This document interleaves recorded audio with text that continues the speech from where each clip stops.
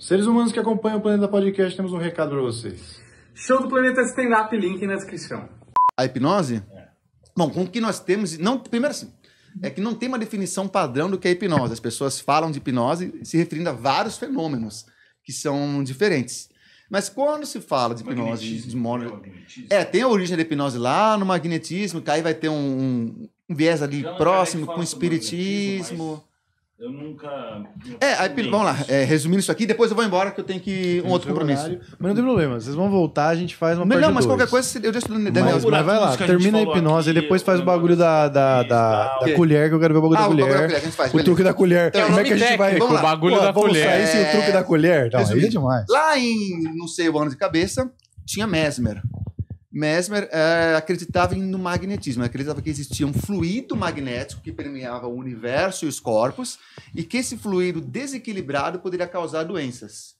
E reequilibrando esse fluido, claro, curaria as doenças. E como que ele fazia isso? Com passes magnéticos, que depois vai se tornar algo próximo com o que é usado no espiritismo. Mesmer criou uma legião de discípulos e ele foi desafiado pelos cientistas da época. Fizeram um dos primeiros testes cegos da história da ciência. Aí tem uma ambiguidade. Uns dizem que o problema deles era mais comercial, porque o Mesmer estava fazendo muito sucesso e estava prejudicando os médicos. Os próprios médicos da época também, a medicina na época era sangria e sanguessuga.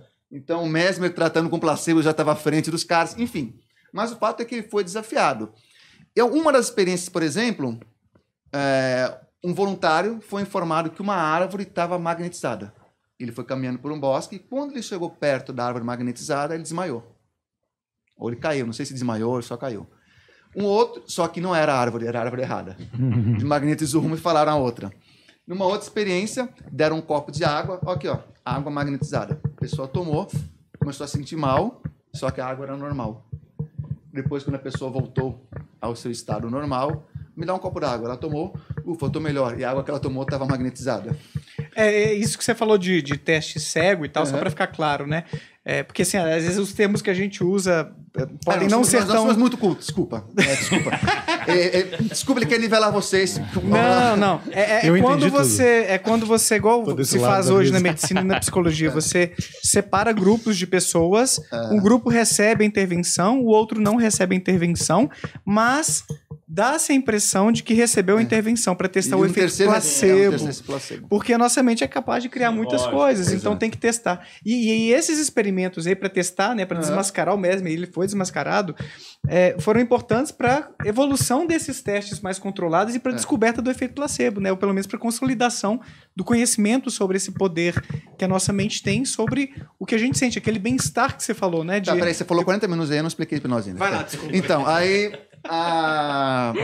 Enfim, mas apesar disso, o magnetismo continuou em sociedades herméticas e foi chegando até o livro que nós lemos falava bastante sobre isso.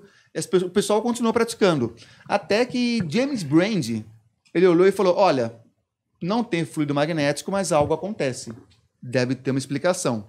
E ele cunhou o termo neurohipnose, que depois, abreviado, viria a ser hipnose, que seria você ter uma imaginação, imaginar algo de forma tão vivida, tão fértil, que aquilo cause uma reação fisiológica em você. Um exemplo disso daí é o movimento ideomotor, que é o que faz o copo andar na brincadeira do copo lá. Pessoal, né? Todo mundo imagina um copo para cá, você acaba mexendo. Você pode testar com pêndulo. Você pegar um pêndulo, só de você imaginar um pêndulo indo para lá e para cá, mesmo que você tente não mexer, você mexe um pouco. Mas é o movimento da mão, o movimento da mão. A mão sugestionada faz com que o pêndulo se mexa. Da mesma forma, você pode aumentar isso. Se você imagina que a sua mão está colada, você tem aquela sensação, daí aquilo acaba se tornando real para você. Tem uma definição mais complexa que é o ciclo hipnótico. Começa com uma fisiologia, você sente a mão colada, a fisiologia da mão colada aumenta a crença que a mão está colada, a crença realimenta a imaginação e por aí vai, e você acaba ficando. E algumas pessoas têm uma imaginação tão vivida que conseguem ver experiências bem anômalas, do tipo... Quando eu tive a experiência de mover o copo, foi esse efeito ideomotor, justamente, né? A melhor explicação. Eu, quando sou hipnotizado, assim, o que eu vou bem é tipo movimentos, coisas motoras. colar a mão, não conseguir levantar, coisa psicológica como esquecer nome, não saiu bem. Mulheres são mais sugestionáveis em termos hipnóticos? Não, machista. Não tem dados sobre isso. Não tem. Não. O que tem dados que pessoas que tendem a confiar muito, pessoas que confiam com mais facilidade, vão melhor na experiência. Coreanos são mais sugestionáveis. Não, porque eu já li isso daí e achei estranho, porque acho que não tem nada a ver. Não é ligado a isso.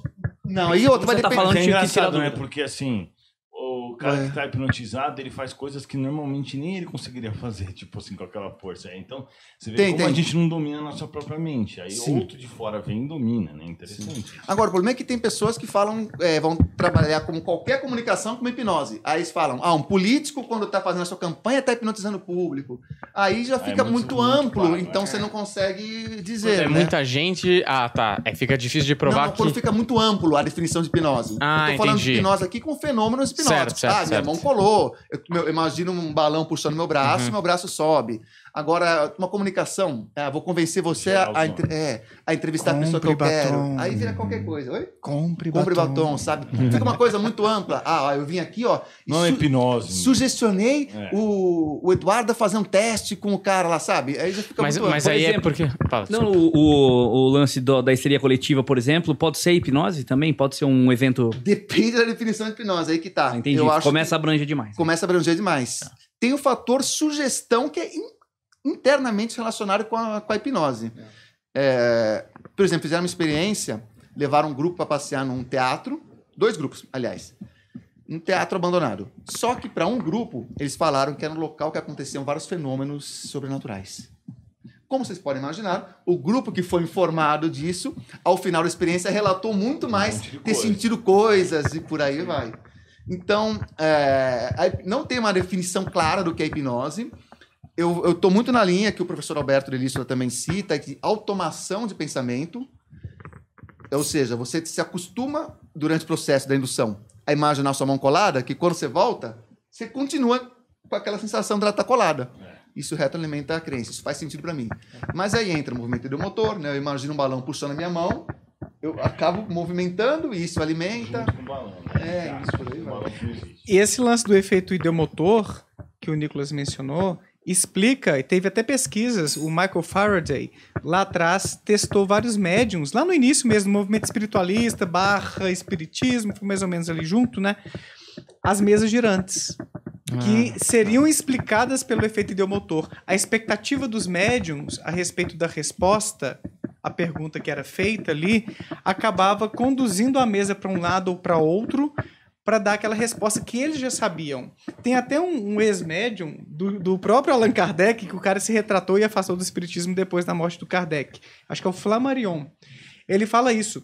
Tudo o que eu dizia a respeito dos planetas, do universo, eram coisas que ou eu já sabia, ou eu tinha expectativa, eu acreditava, eu tinha uma esperança de aquilo ser descoberto. Mas hoje eu entendo que é tudo uma produção da minha mente, não era uma coisa espiritual. Você conhece o Morel? Nego do Morel. O Morel, ele menciona isso, várias cara. vezes já. O Morel é um ex-espírita que eu queria que fosse muito meu canal, que eu tenho um quadro lá, né, do Testemunho Cético e ainda não aceitou. Foi pra parapsicologia? Hã? Hoje ele acredita em umas paradas da parapsicologia. Pra mim ele é meio uma parapsicologia. loucura, real.